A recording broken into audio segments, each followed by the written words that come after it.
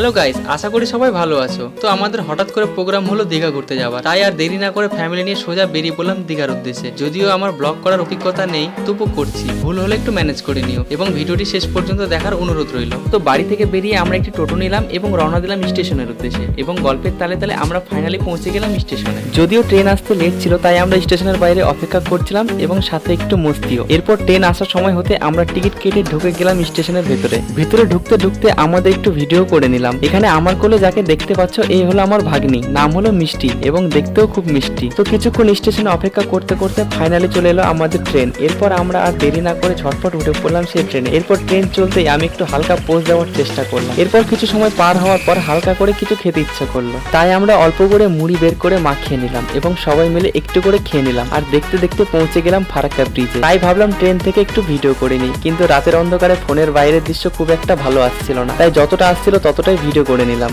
এবং সাথে পেয়ে গেলাম আমার ছোট্ট শালির কিউট একটা স্মাইল এবং আমার ভাগ্নের মনে গাথার মতো একটি বোঝ। যাই হোক, দেখতে দেখতে অনেকটা রাত হয়ে গেল এবং রাতের খাওয়ার সময়ও, তাই আমরা প্যাক করে নিয়ে যাওয়ার টিফিন গাড়িটি খুলে নিলাম। টিফিনে ছিল মাটনের তরকারি, যা আমরা সবাই মিলে ভাগ করে নিলাম। খাওয়ার সাথে সাথে আমরা একটু মস্তি করলাম, কারণ এরকম একটা সময় আমরা সবাই একসাথে আছি, তাই আবার কবে এরকম সময় ফিরে পাবো তার ঠিক নেই। যাই হোক, এতটা পথ অতিক্রম করার পর আমরা পৌঁছালাম হাওড়া স্টেশনে। আর আমি এই প্রথমবার হাওড়া স্টেশনে আসলাম। হাওড়াতে আসলাম আর হাওড়া ব্রিজ দেখবো না, তাই কি কখনো হয়? যদিও এখন ভোরবেলা আর আমাদের দীঘার ট্রেন আসবে সকালের দিকে, তাই আর দেরি না করে টুক করে সবাই মিলে বেরিয়ে পড়লাম হাওড়া ব্রিজের উদ্দেশ্যে। যদিও এটা অনেকের কাছে সাধারণ একটা ব্যাপার, কিন্তু আমার কাছে এটা খুবই এক্সাইটমেন্টের ব্যাপার। এই প্রথমবার আমি হাওড়া ব্রিজ একদম সামনাসামনি থেকে দেখছি। ভোরের আলোতে নদীটিও খুব সুন্দর লাগছে দেখতে। এরপর সবাই একটু সেলফি নিতে ব্যস্ত হয়ে পড়লো। এরপর এখানে কিছুক্ষণ কাটানোর পর সকাল হতে হতে আমরা পৌঁছে গেলাম স্টেশনে, কারণ আমাদের দীঘা যাওয়ার ট্রেনের সময় হয়ে আসছিল। তাই টিকিট কেটে ঢুকে পড়লাম স্টেশনে ঢুকে দেখলাম আমাদের দীঘা যাওয়ার ট্রেন দাঁড়িয়ে আছে, যা সময় হলেই ছেড়ে দেবে। এখানে আমার ক্লান্ত শালী ফাঁকা সিট পেয়ে একটু ঘুমিয়েও নিল।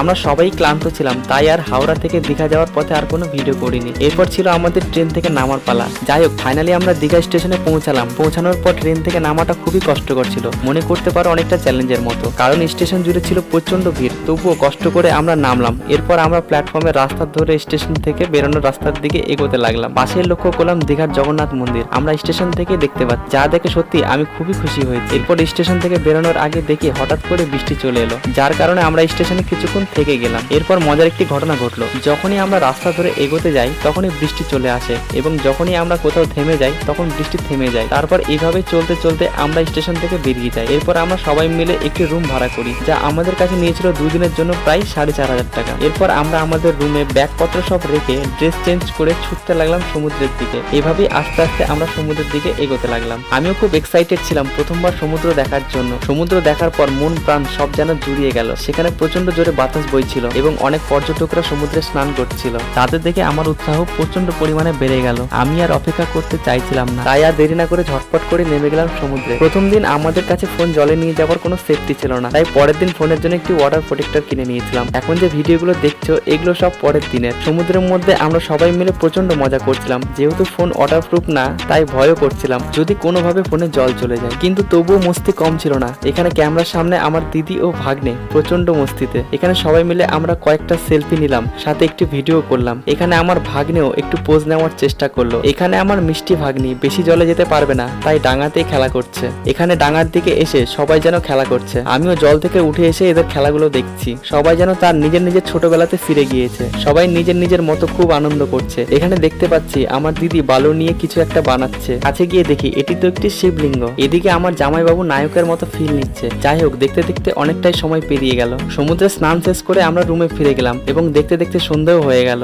এরপর আমাদের যে যার নিজের সমস্ত কাজ ছেড়ে ঘুরতে বেরোলাম দীঘার জগন্নাথ দেবের মন্দির দেখার উদ্দেশ্যে। এখানে এসে দেখলাম মন্দির যাওয়ার পথে অনেক বড় লাইন লেগে আছে, তাই আমরাও আর দেরি না করে লাইনে দাঁড়িয়ে পড়লাম। বাইরে থেকে যেতে যেতে দেখলাম প্রায় অনেক বড়ই লাইন লেগে আছে, এবং এভাবেই যেতে যেতে আমরা বাইরে থেকে মন্দিরে কিছুটা ভিডিও করলাম এবং পৌঁছে গেলাম মেন গেটের সামনে। গেট দিয়ে ঢুকতে সবার আগে সিকিউরিটি গুলো আমাদের শরীর চেক করলো, যাতে কেউ খারাপ কোনো জিনিস নিয়ে মন্দিরের ভেতরে প্রবেশ করতে না পারে। এবং এরপরে আমরা ঢুকে পড়লাম মন্দিরের ভেতরে। ভেতর থেকে দেখলাম মন্দিরটি সত্যি খুবই সুন্দর। চারিদিকটা খুবই ভালো করে ঘুরে দেখলাম, যা আমার ভীষণ ভালো লাগলো। এরপর মন্দিরের ভিতরে প্রবেশ করার আগে দেখতে পেলাম এখানে একটি ছোট্ট পদ্ম পুকুর, যেখানে কিছুটা পদ্ম ফুলের গাছ রয়েছে, কিন্তু গাছে একটিও ফুল দেখতে পেলাম না। যাই হোক, পদ্ম পুকুরে পদ্ম ফুল ফুটে থাকলে আলাদাই সুন্দর লাগে দেখতে। এরপর আমরা মন্দিরের ভিতরে প্রবেশ করতে লাগলাম, এবং তার আগেই কিছু সিকিউরিটি সবাইকে বারণ করলো কেউ যেন ফোন নিয়ে মন্দিরের ভিতরে ভিডিও না করে। তাই আমরাও মন্দিরের ভিতরে গিয়ে কেউ আর ভিডিও করিনি এবং জগন্নাথ দেবকে দর্শন করে মন্দির থেকে বেরিয়ে পড়লাম এবং সেখান থেকে হাতে প্রসাদ নিয়ে মন্দিরের কিছুটা ভিডিও করতে করতে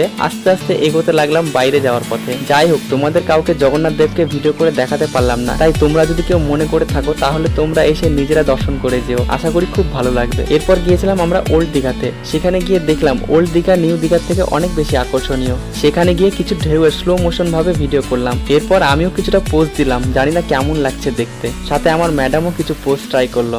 এরপর সেখানে বসে কিছু মন মুগ্ধকর ঢেউয়ের দৃশ্য দেখতে লাগলাম। একই ঢেউ বারবার দেখছি, কেন জানি না, তবু খুব ভালো লাগছে। যাই হোক, এভাবেই অনেকক্ষণ কাটিয়ে চলে গেলাম ওল্ড দীঘার পাশে থাকা এই পার্কে। প্রথমে চারিদিকটা ঘুরে একটু ভিডিও করে নিলাম, যা দেখতে ছিল খুবই সুন্দর। এরপর দেখলাম কিছু মেয়েদের স্ট্যাচু, যা সাইকেলের সাথে দাঁড় করানো আছে। এরপর একটু এগিয়ে গিয়ে দেখলাম এখানে কিছু বাউল শিল্পীদেরও স্ট্যাচু দাঁড় করানো আছে। এখানে আবার আমার মিষ্টি ভাগ্নিকে স্লাইড করানো হচ্ছে। আর এইভাবে ঘুরতে ঘুরতে আমাদের সেদিন রাতটাও কেটে যায়। দীঘার এই দুদিন যেন আনন্দের সাথে কিভাবে দেখতে দেখতে কেটে গেল বুঝতেই পারলাম না। এর পরের দিন ছিল আমাদের দীঘা থেকে বিদায় নেওয়ার পালা। পরের দিন সকাল সকাল আমাদের ট্রেন ছিল, তাই সকালে উঠে সেরকম কোনো ভিডিও করতে পারিনি, কিন্তু আবার দেখতে দেখতেই আমরা বাড়ি যাওয়ার জন্য ট্রেনে উঠে পড়লাম। যাই হোক, খুব ভালো লাগলো। যদি আবার কোনোদিন সুযোগ পাই তাহলে আবার আসবো দীঘা ঘুরতে। ততদিন সবাই খুব ভালো থেকো। সবাইকে অনেক অনেক ধন্যবাদ।